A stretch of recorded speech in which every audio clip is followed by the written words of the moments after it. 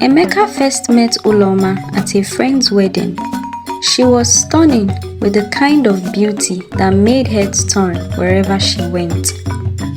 Uloma carried herself with an air of elegance, and when she spoke, her voice dripped with confidence.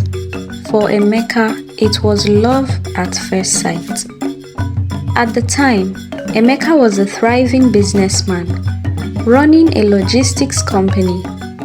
His confidence in his ability to provide a good life made him overlook the warning signs. Uloma had a way of steering every conversation towards material things. Her dream car, her favorite designers, and her aspirations to live in a mansion. I can't date a man who doesn't spoil me. Do you know how many men are begging to buy me a car? Uloma had said during one of their early conversations. Emeka laughed it off, thinking she was joking. "Don't worry, my queen, I'll give you the world," he promised. Emeka's mother quickly noticed these traits during her first meeting with Uloma. She tried to warn him. "Nna, a woman who doesn't value the little things will never appreciate the big ones," she said as she prepared ofensala for dinner. "Mama, leave Uloma alone.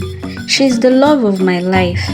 You don't understand her the way I do," Emeka replied dismissively. Despite his mother's repeated warnings and his best friend Ebuka's skepticism, Emeka proposed to Uloma 6 months later. She accepted, and their wedding was the talk of the town. No expense was spared. Uloma wanted a destination pre-wedding shoot, and Emeka delivered. She wanted the best caterers in town, and Emeka made it happen. For a while, things seemed perfect, but it didn't take long for cracks to appear. Married life was a rude awakening for Emeka. While he poured his heart and resources into the union, Uloma's insatiable demands began to weigh heavily on him. She was never content with what she had. If Emeka bought her a designer handbag, she'd remind him that her friend's husband bought her too. When Emeka surprised her with a new car, Uloma dismissed it as basic because it wasn't the latest model. Emeka's friends often noticed how she spoke to him in public. Her tone dismissive, her words laced with subtle insults. Ebuka, his best friend, once pulled him aside after a dinner party. "Bro, I know you love your wife, but you deserve better. You're killing yourself to make her happy. But can't you see it's never enough?" But Emeka wouldn't listen. "Marriage is about sacrifice," he argued. "Uloma will appreciate me one day." Uloma's 32nd birthday was a turning point. She had been buzzing with excitement for weeks, dropping hints about luxurious gifts she hoped Emeka would surprise her with. She even joked about wanting a yacht, knowing fully well that Emeka's business was struggling. What she didn't know was how hard Emeka had worked to make her day special.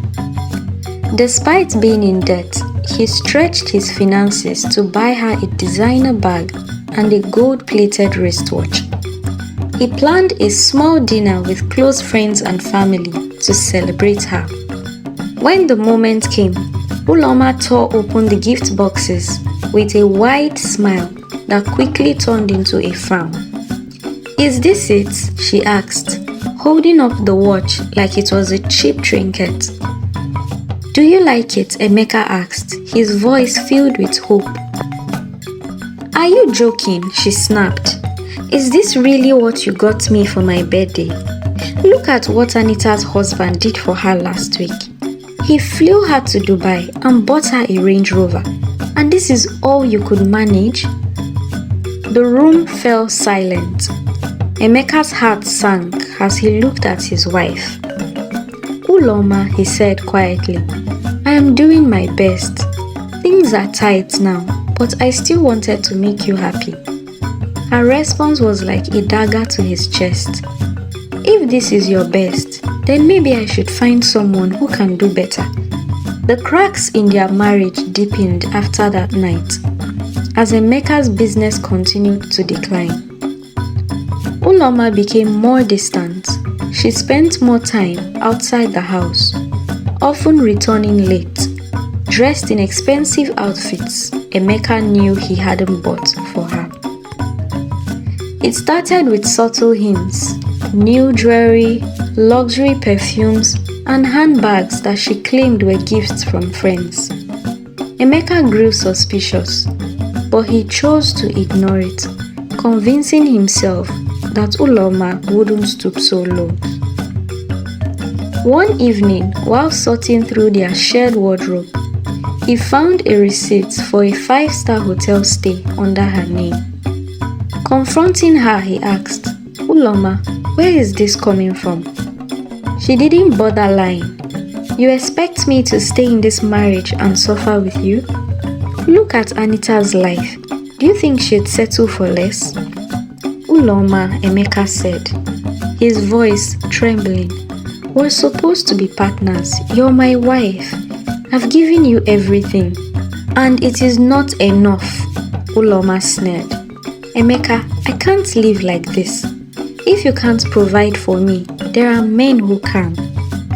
Uloma began openly associating with wealthy men who promised her the lavish lifestyle she craved. She would leave home for days, returning only to pick up clothes or drop more demands for money.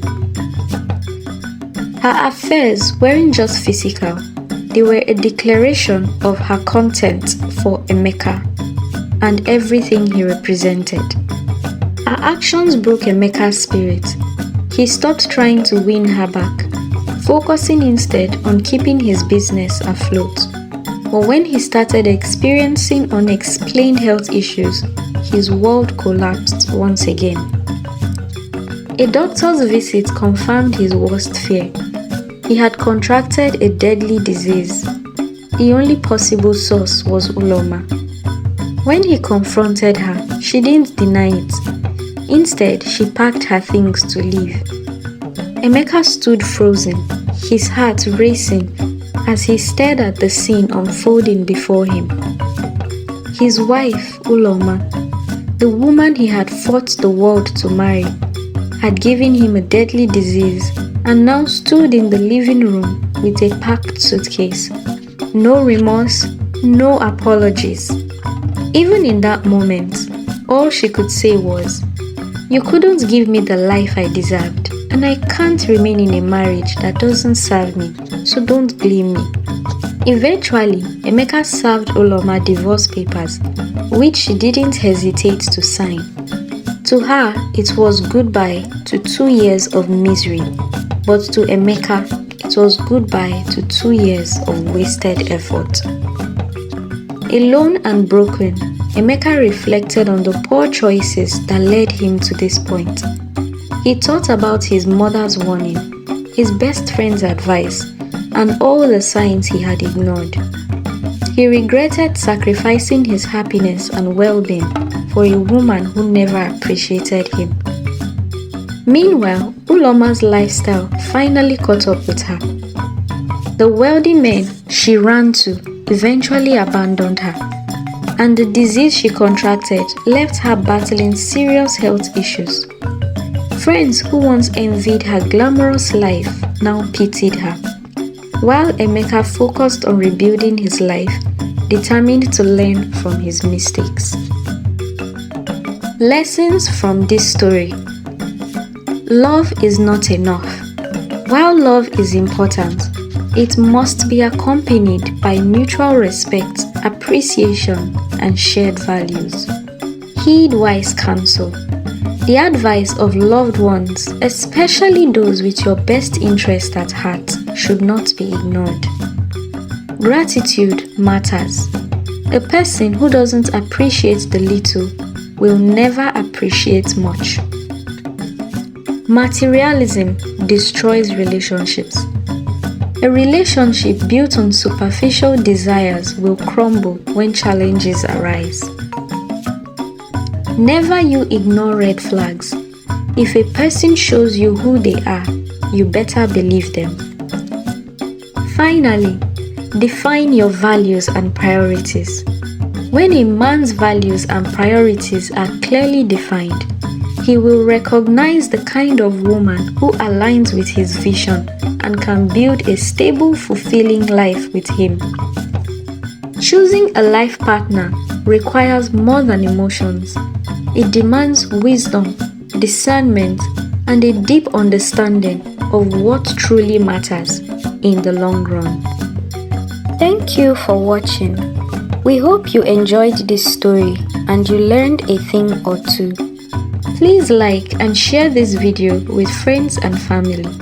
Also, please click the subscribe button to subscribe to Everything Love and Heartbreak for more captivating stories like this. See you in the next video.